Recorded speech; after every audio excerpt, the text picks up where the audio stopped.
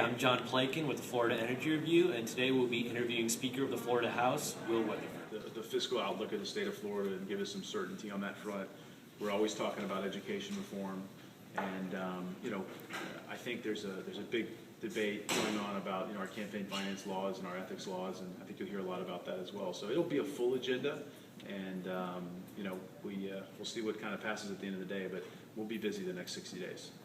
Okay. Well, what do you think the focus on energy policy will be for this session? Yeah, we'll see. It's kind of interesting, that 4 or 5 years ago, everybody was pushing for the renewables, and that's kind of died off. The cost is not necessarily aligned up with what people, I think, were anticipating.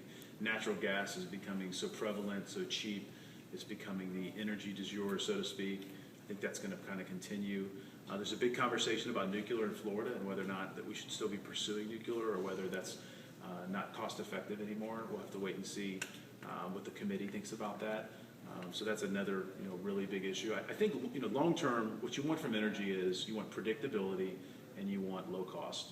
And so our job as a state is to create an environment where we're embracing low cost energy and hopefully helping us to get us off of our foreign dependence of oil. We have a tremendous amount of natural resources in our country, and we've got to do a better job of utilizing those. And I think natural gas gives us some flexibility long term to have a predictable source of energy that we can use. But that doesn't mean we're giving up on other sources. I think you'll still see innovation, but natural gas is the play right now. Okay. Well, how do you think the opening of the Panama Canal in 2015 will affect our economy? Well, I think it's going to have a huge effect. I mean, you've already seen, we passed a big bill last year that invests a lot of money into our ports. You're seeing some huge dredging projects. We're spending $1 billion to build a tunnel through the down city of Miami to go under it, to get trucks onto the interstate. They'll be I don't know if there's going to be anything bigger for our economy in the next 3 years than the widening of the canal. It's going to allow for bigger ships, more tonnage, and a lot of economic development in Florida.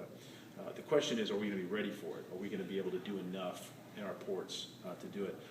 The other thing we're talking about doing in the House is kind of doing a better job of looking at the differences between our major ports, who do the majority of the tonnage and the traffic, versus some of our smaller ports. We've got a kind of like our university system. We have to have preeminent universities.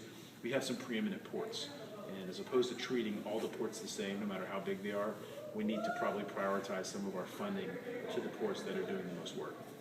Okay. Well, thank you for your time, Speaker. Got it. Will Weatherford.